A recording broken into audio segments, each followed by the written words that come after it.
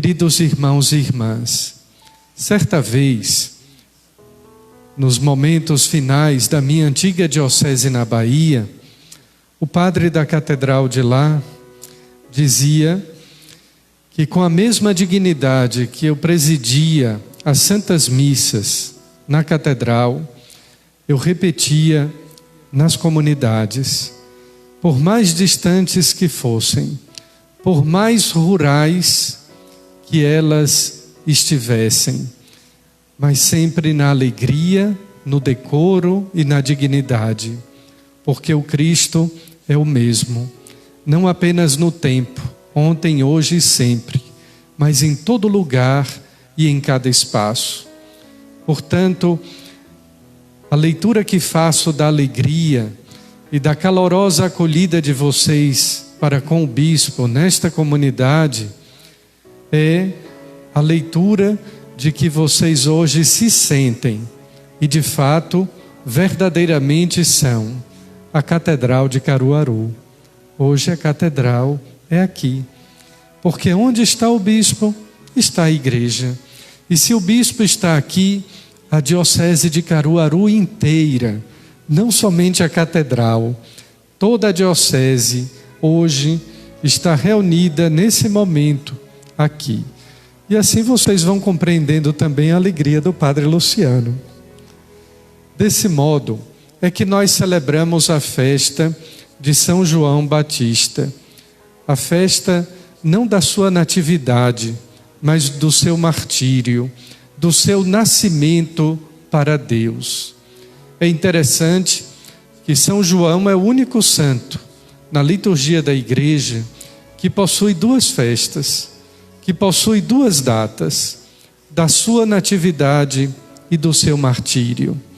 Porque toda a sua vida, toda a vida de João Batista, desde quando estava no ventre de Isabel, até a sua morte, quando foi degolado a mando de Herodes, foi sempre um louvor a Deus. Existem vidas que são assim, que louvam a Deus não com palavras, mas com gestos, gestos pequenos, mas gestos tão grandiosos, gestos de carinho e por isso mesmo tão profundamente expressivos. Assim foi a vida de João Batista, único profeta do Novo Testamento, último profeta da Bíblia. A liturgia da palavra de hoje, na primeira leitura, nos falava também de um profeta, o profeta Jeremias. Jeremias é aquele que fala de si mesmo, e nós cantamos bonito: antes que te formasse, antes que tu nascesse, eu te conhecia e te consagrei para ser meu profeta entre as nações. Hoje Jeremias diz numa expressão lindíssima, quase que poética, que Deus o seduziu. Seduziste-me, Senhor, e eu me deixei seduzir. Muitas vezes nos santinhos de ordenação ou de profissão religiosa, muitos escolhem essa frase indevidamente, porque Deus não é um sedutor. O sedutor é aquele que faz uso do artifício da beleza, da palavra, para convencer uma mulher de que ele é o melhor homem. Essa é a técnica ou é a estratégia da sedução. Deus não quis fazer isso com Jeremias. Deus fez muito mais do que isso. Deus o chamou desde o ventre materno. Olha, Jeremias está no Antigo Testamento e João, o único e último, único do Novo, último da Sagrada Escritura. Mas João também estava no ventre materno e exultou de alegria quando Maria foi visitar Isabel. Foi desse modo que Isabel disse a Nossa Senhora: logo que a tua saudação chegou aos meus ouvidos, a criança exultou de alegria no meu ventre. Ora, Não foi a criança que chutou a barriga da mãe. A criança exultou de alegria. Mas como? Aquela criancinha ainda não tinha nem consciência. Pessoa, já era agente. Podia não ter número de carteira de identidade nem de CPF, mas já tinha DNA. O DNA, que é a característica do núcleo da pessoa, do núcleo genético de toda a pessoa humana, é formado logo nas primeiras 72 horas de quando o óvulo é concebido. E mesmo que uma pessoa esteja morta, o DNA é encontrado lá no túmulo, no cabelo, nos ossos, nos dentes. É por isso que a igreja, e nós ouvimos tanto nos noticiários o caso de um aborto, a igreja é contra o aborto por isso, porque é vida. E desde as 72 horas já tem o código genético, que mesmo sendo apenas um cadáver, será sempre a identidade genética de cada pessoa humana. João, portanto, ali no ventre de sua mãe Isabel, exulta de alegria. Mas qual é a alegria de João? A alegria de ter sido visitado. Quem foi visitada foi Isabel. Mas João, que estava no ventre, também recebeu a visita de nosso Senhor.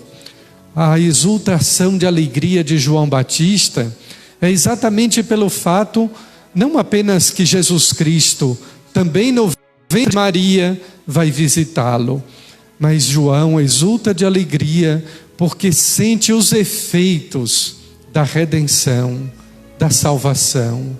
Afinal, Jesus nasce para quê? Para viver entre nós? Não apenas, isso seria muito pouco. Para pregar o Evangelho, também seria tão irrisório. Jesus nasce entre nós, vem com uma missão, vem para salvar o seu povo. É exatamente isso que o seu nome significa. Ele será chamado Jesus, que significa Deus está conosco. É o Messias, porque vem salvar o seu povo. Domingo passado, o Evangelho nos falava do encontro de Jesus com Pedro e os discípulos. Jesus lhes perguntava: o que dizem os homens ser o Filho do Homem? Notem que Jesus sempre se apresentava como sendo o Filho do Homem. E aí os discípulos começaram a dar as suas opiniões. É muito bonito que todo mundo tem uma opinião. Às vezes é muito chato também ouvir opiniões descabidas. E os discípulos começaram a dizer: uns dizem que você é isso, outros dizem que você é João Batista, é Elias ou algum dos profetas. Pedro sai na frente e, mais do que reconhecer Jesus, Pedro faz uma profissão de fé dizendo: tu és o Cristo, o Filho de Deus, o Senhor. Jesus ficou encantado com aquele reconhecimento de Pedro, porque não apenas ele era o Filho do homem, mas foi reconhecido como Filho de Deus, Deus Filho, o enviado do Pai. E Jesus diz então a Pedro: Pedro, não foi a carne quem te revelou isso, mas o Espírito. Por isso, de agora em diante, você não é mais Simão, mas você é Pedro. E sobre esta pedra construirei a minha igreja. Hoje, novamente, Pedro é pedra. Mas Pedro não reconhece a segunda parte da vida e da vinda de Jesus. Pedro continua sendo pedra, Cefas, mas hoje Pedro é uma pedra de tropeço. Uma pedra de tropeço por quê? Porque não desejava que Jesus realizasse o plano de Deus. E o plano de Deus acontece exatamente na cruz. Jesus sofre. O Filho do Homem, Jesus começou a mostrar a seus discípulos que devia ir a Jerusalém, sofrer muito da parte dos anciãos, dos sacerdotes e dos mestres da lei. Devia ser morto e ressuscitar no terceiro dia. Pedro toma Jesus à parte, chama num canto, chama num lugar e diz, cheio de boa vontade, de boas intenções: Senhor, Deus não te permita que aconteça tal coisa. Ora, quem nega a cruz de Jesus Cristo, nega a ressurreição. Não é que a gente vá querer ou desejar o sofrimento, até porque nós procuramos instintivamente não somente sobreviver, mas também não sofrer. Mas todo mundo sofre. Tem alguma pessoa aqui que nunca sofreu? Alguém aqui já sofreu? Todos nós sofremos. Até de amor a gente sofre. Quando a gente está com saudade. Olha, não escondo não, eu sofri também com saudade da Bahia quando eu vim para cá. A vida humana é cheia de sofrimentos, mas a gente tem uma maneira de dignificar o nosso sofrimento quando nós acolhemos a cruz de Cristo, porque Ele nos dá a graça, nos dá a força. Ele que encontrou no caminho da Via Crucis, do Calvário, um sirineu para ajudá-lo a carregar a cruz. É Ele que carrega a nós. Não troque de cruz. Não queira deixar a cruz. Quem quer trocar de cruz acaba pegando uma maior. Cristão que rejeita a cruz, que não toma a sua cruz, é porque não quer ressuscitar. Se você quer vida plena, vida eterna, cristão, tome a sua cruz. Tome a cruz do seu casamento. Nem sempre é tão prazeroso ser casado. Tome a cruz da solidão. Nem sempre é fácil ser celibatário. Tome a cruz do seu emprego, às vezes chato, pesado, difícil. Tome a sua cruz, cristão, para que nós todos possamos ressuscitar no último dia. Jesus diz a Pedro: vai para longe. A tradução exata é vá para trás, vá de retro, porque quem passa na frente é Deus. Somente Deus pode nos conduzir, somente Deus pode ir à frente. Não é o Papa, não são os bispos, não é o padre. Quem vai à frente é sempre Cristo. Toda vez que o cristão quer tomar a frente de Deus, as coisas não dão certo. Essa história acaba sempre mal. Mas quando nós deixamos, porque Deus nos dá a liberdade de dizer sim a Ele, que Ele tome a dianteira, que Ele vá à nossa frente, tudo vai bem, porque Deus não quer o mal, Deus não deseja nada de ruim para os seus filhos. E Jesus então diz a Pedro: tu és para mim uma pedra de tropeço, porque não pensas as coisas de Deus, mas sim as coisas dos homens. Mas domingo passado, no evangelho passado, Jesus dizia: Pedro, não foi a carne, não foram os homens, não foram os professores de teologia que te revelaram isso, mas foi o Espírito Santo. Hoje Jesus diz o contrário a Pedro. Agora, Pedro, você está sendo mundano. Agora, Pedro, você está sendo carnal. Você está pensando como os homens, como o mundo. E por isso você não pensa como Deus. Cada vez que a gente se torna mundano, que a gente deixa de ser conduzido pelo Espírito Santo, que nós não deixamos, não permitimos que Cristo vá à nossa frente, então nós nos tornamos como Satanás, para nós mesmos, uma pedra para nós mesmos. E é por isso que São Paulo, escrevendo à comunidade de Roma, na segunda leitura, dizia: não vos conformeis com o mundo. Conformar não é estar conformado porque perdeu. Conformar vem de forma. É quando a gente está de acordo com aquela forma de pensar, de agir, a forma que é a escola, a forma que é a cultura, a forma que é a sociedade.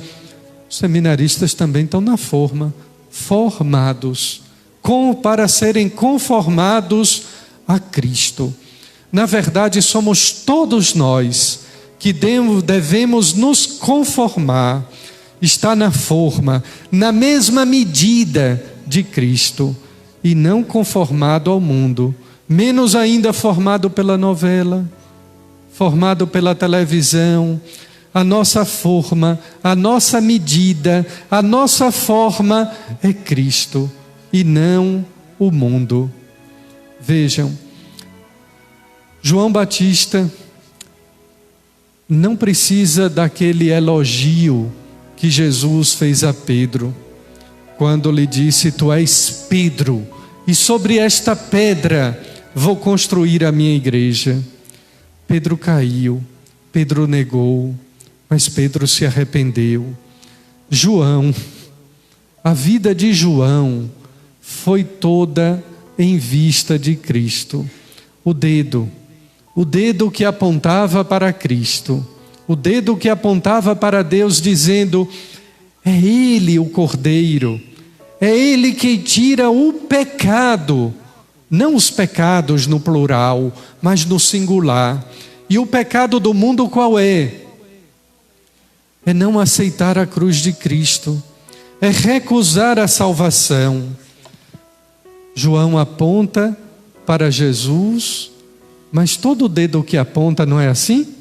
Olha, quando a gente aponta o defeito de alguém, tem outro dedo dizendo: você está apontando para o outro, mas ele, aponta também para mim. João apontou para Cristo dizendo: eis o Cordeiro, para que os seus discípulos o seguissem. André, irmão de Pedro, era um dos discípulos de João. Abandona João para seguir o verdadeiro Cordeiro que tira o pecado do mundo. Eu fico assim triste quando um padre diz assim: Padre fulano tomou meus paroquianos. E aí eu penso: olha, ele ainda não aprendeu a ser João Batista, de apontar para Cristo. Ele está interessado nos seus paroquianos, no seu pequeno grupo de discípulos. Mas a vida de João, olha o outro dedo. O que apontava para João é que João estava a serviço de Deus, não para uma missão, não para uma coisa, não para uma atividade. A vida de João era o reflexo de Deus. Por isso, se a gente olhar desde o anúncio a Zacarias e a Isabel, a mulher infértil, idosa, a mulher que diz: para Deus nada é impossível.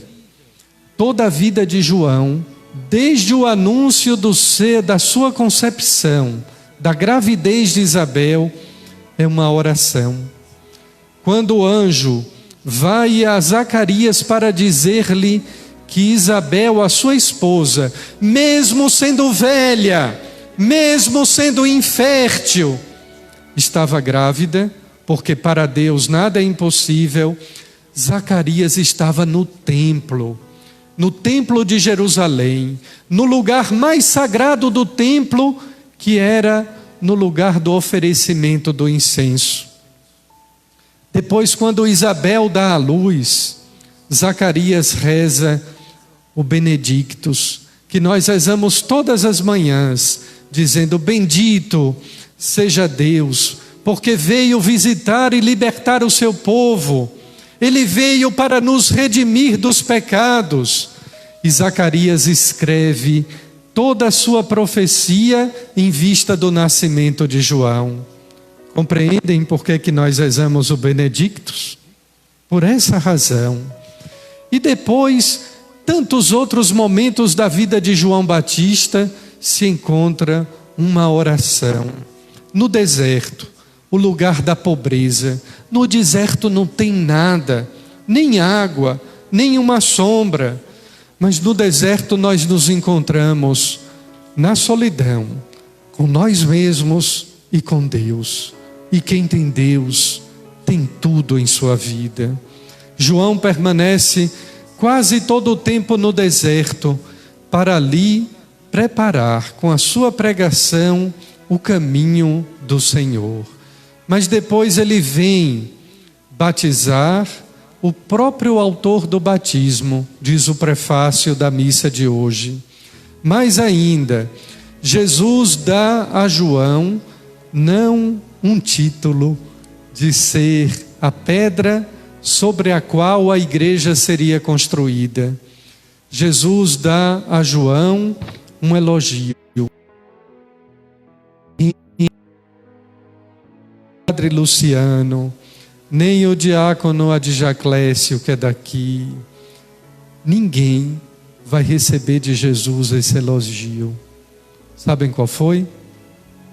Jesus disse: nenhum homem, por maior que seja, é maior entre os nascidos de uma mulher do que João Batista. Nenhum homem entre os nascidos de uma mulher será discípulos como ele chamava a Deus de Pai. Claro que foi. No entanto, os discípulos de Jesus pediram-lhe: Senhor, ensina-nos a rezar, assim como João ensinou também aos seus discípulos.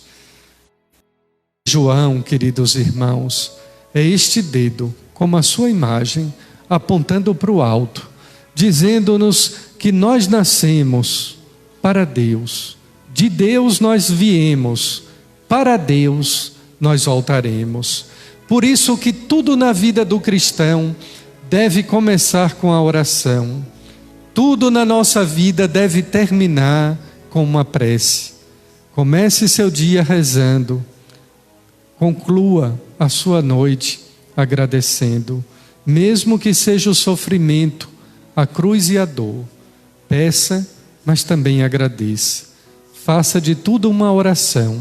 Aponte sua vida sempre para o céu, para Deus, porque a terra é mundana, porque a terra não tem sentido, é vazia e triste, e o sofrimento é atroz, é terrível, é trágico, para quem não tem fé, para quem não tem Deus. Que São João nos ajude a rezar e nos conduzir sempre para o verdadeiro Cordeiro que tira o pecado do mundo. Amém.